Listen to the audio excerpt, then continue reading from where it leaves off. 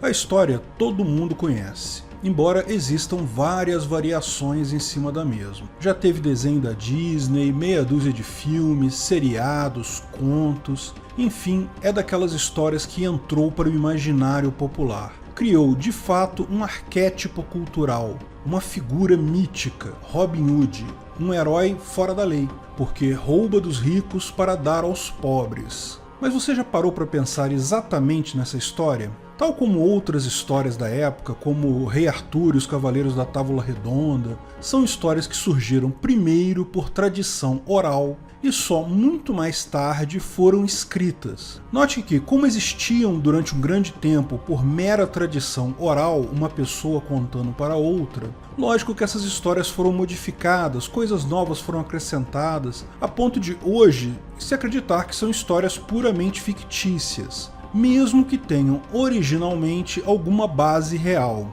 O ponto interessante desse tipo de história é que percebemos como histórias de tradição oral têm uma característica própria. Veja, quando a história é registrada por escrito, ela não pode ser alterada facilmente. Mas quando a história é contada de uma pessoa para outra, de uma geração para outra, é natural o ser humano acrescentar uma coisa aqui, retirar outra ali, reforçar detalhes, conforme a sua própria conveniência e visão do mundo. A história de Robin Hood deve ter sido alterada inúmeras vezes por inúmeras pessoas, cada um buscando melhorar a história original e com isso impregnando a história com a sua própria visão do mundo. No final, a história que resulta disso mostra muito mais sobre os valores das pessoas que foram contando aquela história ao longo do tempo, os valores culturais daquela sociedade, do que sobre fatos que realmente podem ter acontecido. Ou seja, histórias como essa ensinam muito mais sobre a natureza humana, sobre os nossos preconceitos e valores, muito mais do que sobre fatos reais. Ler essas histórias, mesmo que tenham originalmente uma base real, não estamos lendo sobre história, estamos lendo sobre valores humanos, sobre as coisas que gerações e gerações de pessoas consideravam importantes. E essa história do Robin Hood explica muito sobre a visão humana de liberdade, riqueza e desigualdade social. Antes de continuarmos o vídeo, aproveite para curtir e se inscrever na página. Clique no sininho para ser avisado de novos vídeos. Quem foi Robin Hood? Lógico, como qualquer história antiga, existem inúmeras versões dessa história com variações enormes. A versão mais comum da história de Robin Hood conta que um antigo nobre de nome Robert Locksley luta nas cruzadas ao lado do rei Ricardo Coração de Leão. Com a morte do rei Ricardo na França, Locksley volta para a Inglaterra e é perseguido pelo rei João, sucessor do rei Ricardo Coração de Leão, acaba se transformando num fora da lei. Ele organiza um grupo de criminosos que se abriga na floresta de Sherwood e passa a roubar caravanas que passam por ali. Os personagens são quase sempre os mesmos, embora João Pequeno, Frey Tuck, Alan Dale, Will Scarlet. De novo, dependendo da história, alguns desses detalhes são diferentes, alguns personagens mudam. Muitas histórias sequer mencionam a origem do Robin Hood. Outras ainda terminam com o rei Ricardo Coração retornando à Inglaterra e nomeando Robin Hood um cavaleiro. Então, lógico, é uma romantização ou ficção. A questão é, isso foi baseado em fatos reais? Existe alguma verdade aí? Bem, certamente os nomes de Ricardo Coração de Leão, ou Ricardo I da Inglaterra, e Rei João são figuras históricas com amplo registro. Rei Ricardo I foi filho do rei Henrique II da Inglaterra, reinou no século XII. O pai dele foi um dos maiores reis do período normando, tendo unificado sob o mesmo trono, além da Inglaterra, a Normandia e a Aquitânia, grande parte da França hoje em dia. O rei Henrique II teve 4 filhos, os 2 primeiros morreram novos. O rei Ricardo I era o terceiro filho dele e havia ainda João, que se tornaria rei após Ricardo. O fato é que Ricardo era muito religioso. Muito novo ele se mudou para Aquitânia, onde hoje é França, mas que na época fazia parte do reino do seu pai. Depois partiu nas cruzadas da época, tendo morrido na França. Fato é que Ricardo I reinou por um período muito curto, de 1189 até 1199, e sequer esteve na Inglaterra nesse período. Sim, ele esteve no próprio reino, mas lembra que o reino dele na época era maior que a Inglaterra. Na Inglaterra em si, enquanto ele era rei, ele nunca foi. É um rei conhecido principalmente por sua participação nas cruzadas, muito mais que pelo seu governo em si. O povo adorava o rei Ricardo Coração de Leão, mas ele morreu sem deixar herdeiros e a linha sucessória passou então para o seu irmão João. Chega a ser curioso como o rei, que é um arquétipo do bom rei, celebrado na época e até hoje, é um rei que nunca apareceu para reinar. Ele nunca governou de fato. João, o irmão mais novo de Ricardo, foi um rei cruel que cobrava impostos escorchantes dos nobres e da população em geral. Fazia um contraponto a seu irmão tão católico e ético. Rei que governa é um rei ruim. Houve várias revoltas no período do reino de João, que culminaram com a assinatura da Magna Carta. Sim, o rei João, irmão de Ricardo I, foi quem assinou a Magna Carta, a famosa primeiro arquétipo de constituição que houve no mundo. A Magna Carta, para quem não sabe, foi a primeira lei criada não com o propósito de limitar os cidadãos, como é padrão de qualquer lei, mas para limitar o rei, o que o rei poderia fazer. Numa dessas revoltas, na ponta da espada, nobres obrigaram o rei João a assinar tal carta. Ele assinou, mas em seguida ignorou o conteúdo. Rei João jamais obedeceu a Magna Carta em si. Ainda assim, foi a primeira vez que isso foi concebido. Essa ideia de uma lei para limitar ou controlar o governo.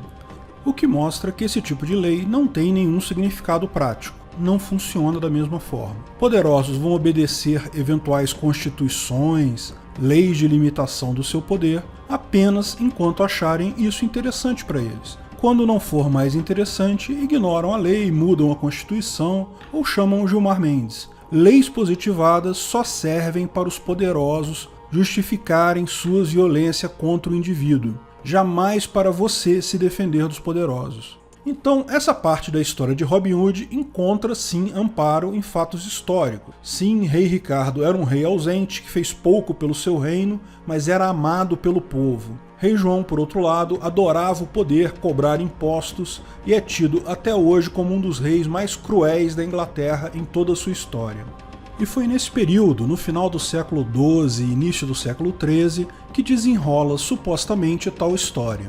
Existem alguns documentários no Discovery, National Geographic e até da BBC que apontam diversas referências históricas factuais sobre uma pessoa de nome Robert Hood, que teria vivido nessa época.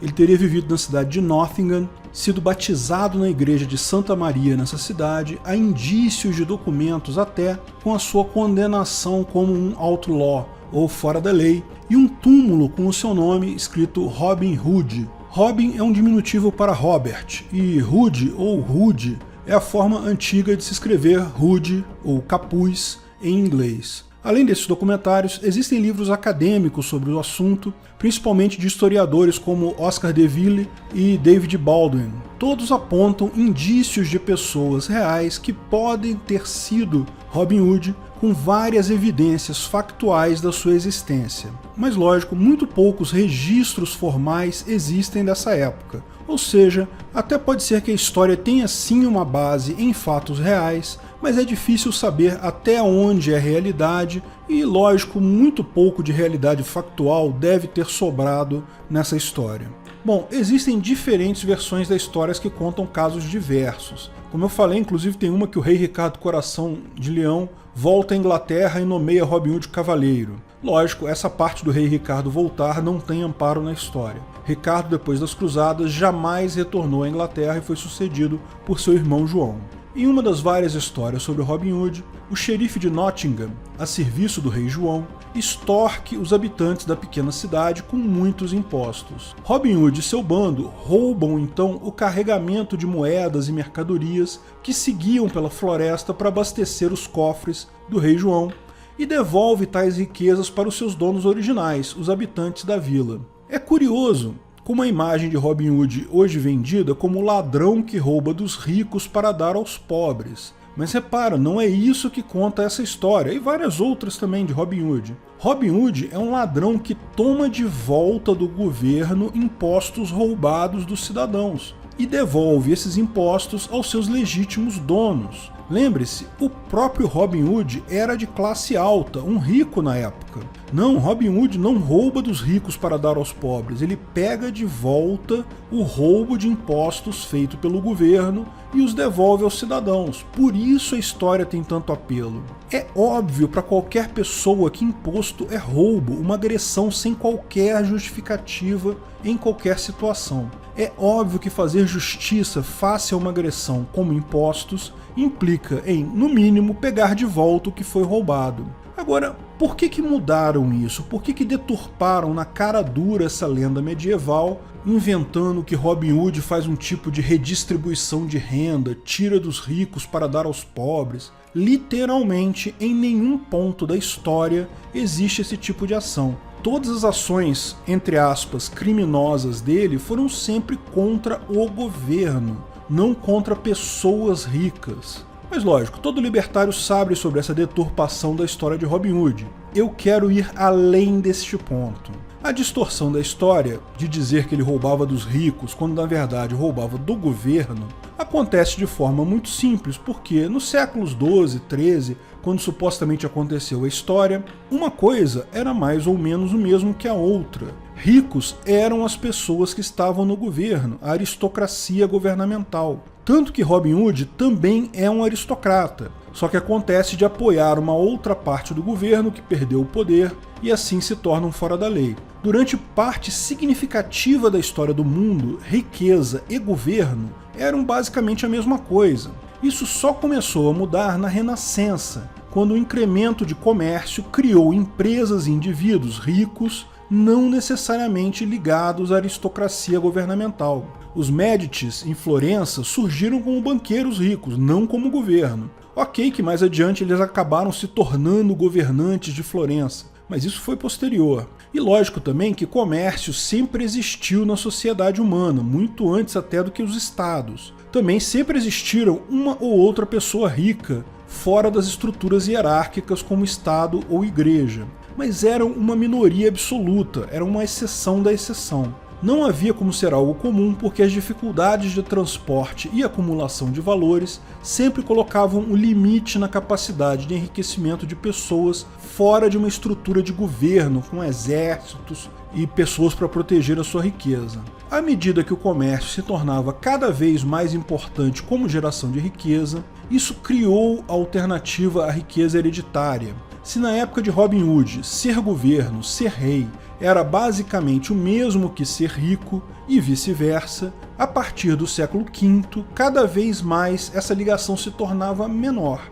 Além de ser uma forma diferente de acumular riqueza, o comércio também tem a característica de não ser ligado a regras de hereditariedade fortes. Lógico que filhos herdam o comércio ou empresa dos pais, mas não há impedimento para uma outra pessoa criar uma nova empresa de sucesso. Ao contrário da estrutura do governo, tradicionalmente monopolista e hereditária, no comércio existe mobilidade social. Não é algo comum, não é algo fácil, ninguém nunca disse que era fácil, mas pelo menos é possível alguém nascer pobre e morrer um pouco melhor de vida. Esses impactos, que já se sentiam desde a Renascença, se tornam muito mais fortes após a Revolução Industrial, a ponto de a nobreza aristocrática hoje ter relativamente pouca riqueza. Sim, alguns monarcas ainda estão entre as pessoas mais ricas do mundo, mas a grande maioria das pessoas muito ricas vem do comércio, da indústria, do setor de serviços, da geração de riquezas por trocas voluntárias. E, mais que isso, a riqueza vem muito mais da capacidade de fazer dinheiro via comércio do que de herança propriamente dita. Não me entenda mal, lógico que quem recebe herança gorda dos pais tem muito mais chance de se dar bem na vida, mas muitos dos milionários que temos hoje não nasceram ricos. Existe uma chance significativa para quem não teve a tal sorte no nascimento de conseguir chegar lá. Da mesma forma, também existe uma chance significativa de quem nasceu com tal sorte afundar o patrimônio inteiro. Nem todos os herdeiros são tão capazes para os negócios assim. O ponto central aqui é esse. Quando surgiu a história do Robin Hood, ser rico e ser governo era mais ou menos a mesma coisa. Então, já que ser rico é a mesma coisa que ser governo, será que a fábula de Robin Hood é realmente sobre tirar dos ricos e dar para os pobres, independente de governo?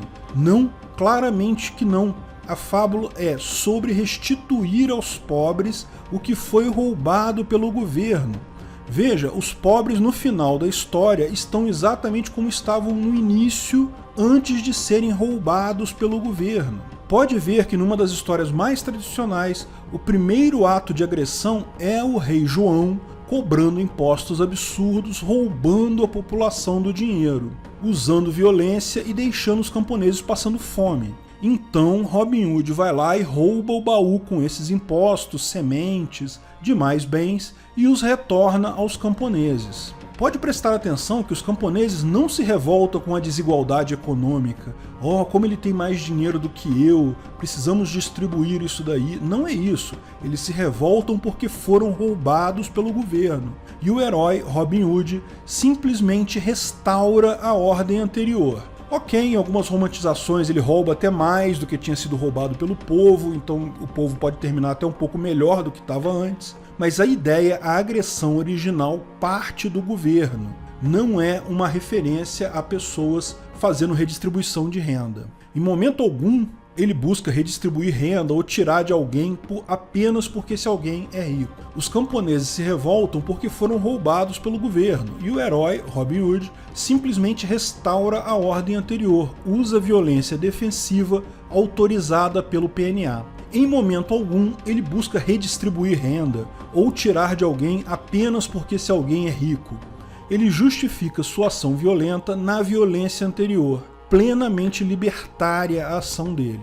É importante ressaltar isso porque, como disse, essas histórias contadas por muitos anos acabam refletindo valores muito bem consolidados na mente humana. Essa história reflete algo que é natural para qualquer pessoa: a justiça em usar violência para reparar violência anterior cometida contra a pessoa. Lógico que o desejo de equidade, a inveja, também é um sentimento natural humano, mas infelizmente para os socialistas e invejosos em geral, não é disso que se trata essa fábula em particular. Estabelecido isso, ocorre um problema. Se você comentar isso com um amigo socialista, ele vai retrucar: ah, mas o comerciante ou industrial rico roubou você também, mais-valia, fetiche da mercadoria, Marx, blá blá blá. Lógico, nada disso faz sentido porque roubo pressupõe obrigar alguém a entregar algo, dinheiro ou coisas, ameaçando usar violência contra essa pessoa.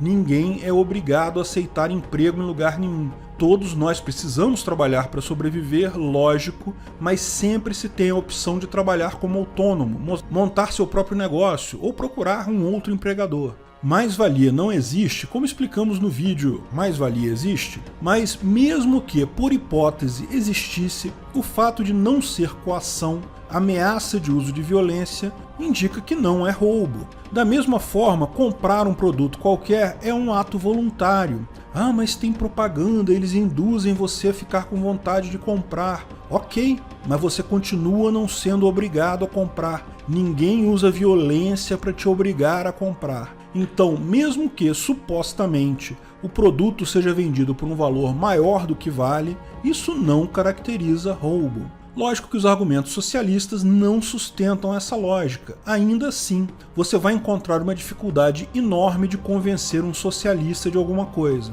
A impressão que dá é que a inveja é o centro absoluto das preocupações da pessoa. Se tem gente rica, só pode ser porque roubaram dos outros. Como alguém pode ter uma Ferrari e outra pessoa estar passando fome? Não conseguem sair do argumento do jogo de soma zero. É absolutamente impressionante.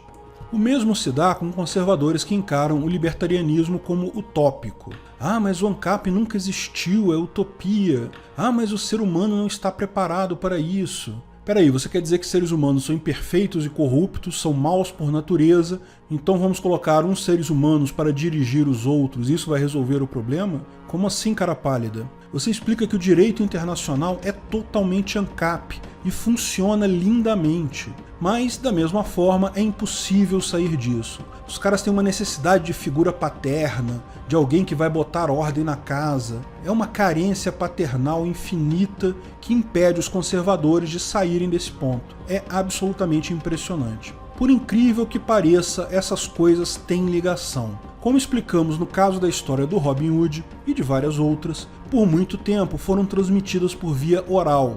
E, com isso, incorporou elementos que as tornavam mais impactantes e coisa e tal. Quanto mais impacto a história traz, maior o incentivo para ser contada, então isso gera uma evolução natural, uma evolução memética. A história evolui com o tempo, retratando os valores morais e éticos das pessoas que a contam. No final, se havia alguma ligação com fatos reais, esses são totalmente secundários, face aos valores humanos impressos na história. Mas esse mecanismo atua conforme os valores das pessoas que contam a história. Imagina-se que essas pessoas têm um conjunto de valores morais comuns constantes. São membros de uma comunidade, uma religião, uma visão de vida. No caso da história do Robin Hood, a Inglaterra medieval dos séculos 13 a 14, que foi quando a história era contada por via oral. Ela foi escrita no século 14. Agora, imagine-se que a mesma história passe por pessoas com morais distintas, com padrões de valores diferentes entre si. Você provavelmente vai acabar com duas versões diferentes da mesma história, com diferenças talvez significativas, porque se desenvolveram por culturas diferentes. Cada um imprimiu na história os seus valores morais, suas pequenas alterações do tipo roubava dos poderosos ou roubava dos ricos, que podem ir se acumulando até a história de um grupo não fazer mais sequer sentido para o outro grupo. Veja, esse tipo de fenômeno acontece em histórias contadas por fala, porque no momento que uma história é escrita, ela se cristaliza. Você ainda pode gerar versões diferentes dessa história, mas sempre tem a versão original para confrontar. A tendência é que essas histórias se tornem muito mais fixas. Em última análise, quem escreve a história acaba escolhendo a versão que mais lhe agrada, e isso já reflete a própria visão daquela pessoa da coisa.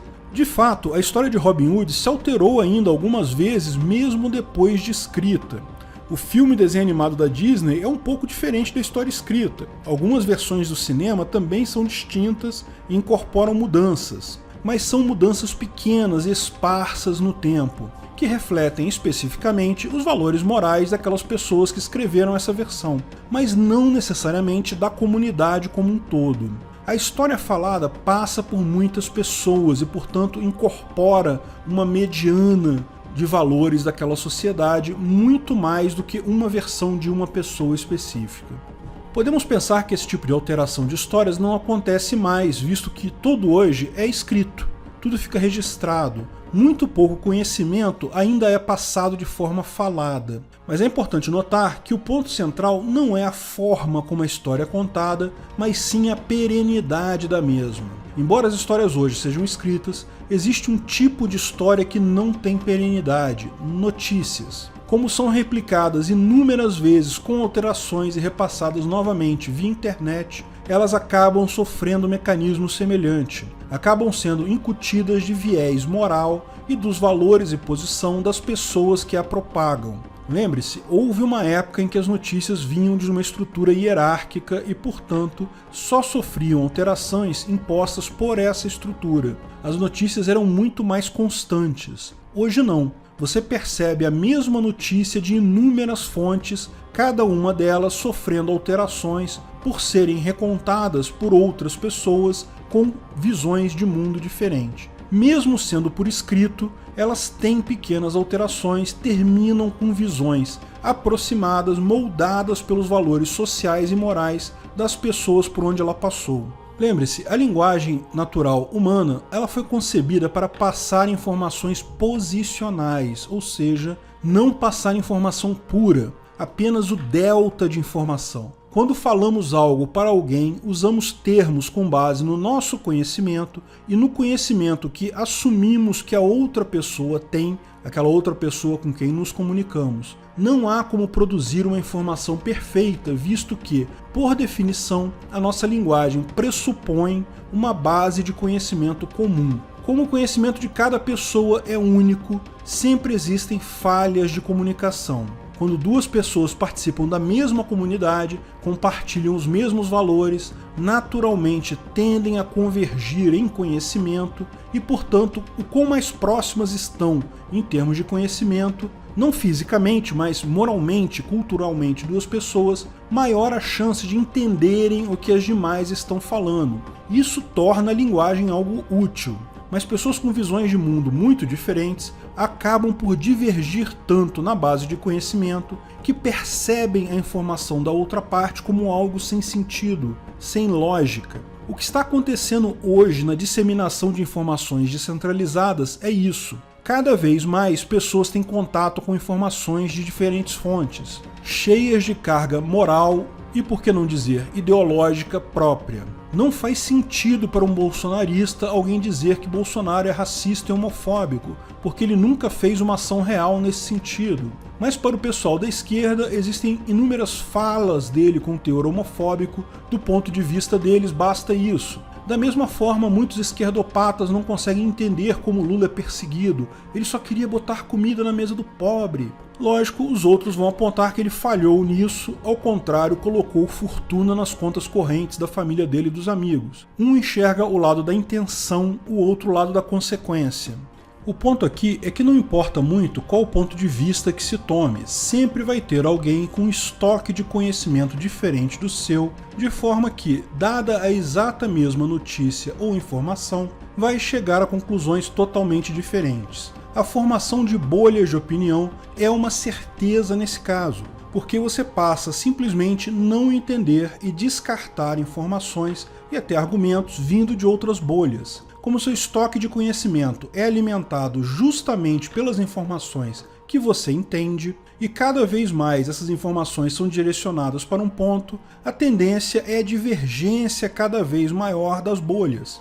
Você só entende notícias da sua bolha particular de informação, porque seu estoque de conhecimento só te permite entender com clareza essas informações. E com isso, alimenta o seu estoque de conhecimento exatamente com aquelas informações daquela bolha. Uma vez formadas, e claramente essas bolhas já se formaram, a tendência delas é apenas se separar cada vez mais. Parece que não estamos mais falando a mesma língua. Tão absurdas são frases ditas por algumas pessoas esquerdistas ou conservadoras aí em outras bolhas. O que vai resultar no longo prazo disso é uma incógnita. É visível que o establishment trata isso como uma ameaça. Isso é de fato uma ameaça para eles. Ninguém consegue governar uma população que não consegue nem comunicar entre si. Putin recentemente aprovou uma lei com multas fortíssimas para quem compartilhar fake news. Aqui em Banânia, Kim Kataguiri também aprovou uma lei com pena de prisão para quem gera fake news. E tudo isso sem ninguém conseguir dizer exatamente o que é uma fake news. Sim, existe um mínimo de notícias que são factualmente erradas, coisas que nunca existiram, mas se trata de um mínimo. A maior parte do que é chamado de fake news são simplesmente notícias com um direcionamento cultural e moral diferente do seu.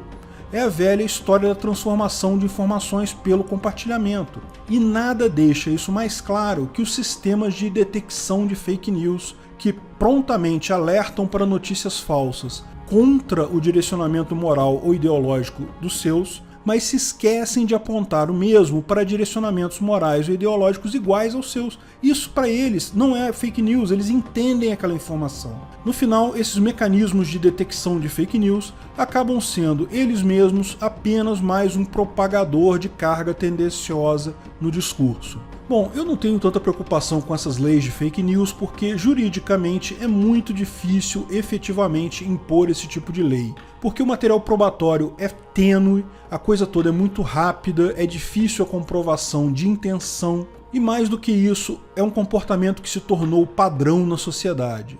A solução para isso não é lutar contra as bolhas culturais, contra a diversidade de opiniões, posto que isso é algo inevitável, mas sim buscar soluções de convivência pacíficas adequadas a uma sociedade nesse formato. Lembre-se, só é um problema se tem solução. Se não tem solução, é um fato da vida e devemos nos adaptar a isso e seguir em frente.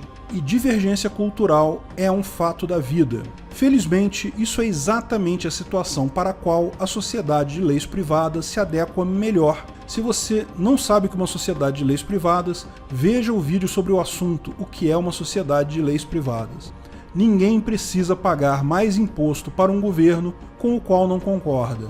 Bolsominions podem subscrever a agência de leis privadas Aliança Brasil, petistas podem subscrever a agência de leis privadas Lula Livre, e nós libertários podemos também escolher a melhor agência que preferirmos, sem precisar bancar políticas socialistas ultrapassadas. Cada um de nós na bolha que escolheu, levando a vida em paz e em prosperidade. Anarcocapitalismo é o futuro inevitável. Obrigado por assistir nosso vídeo. Comente abaixo se tiver dúvidas ou sugestões de novos temas.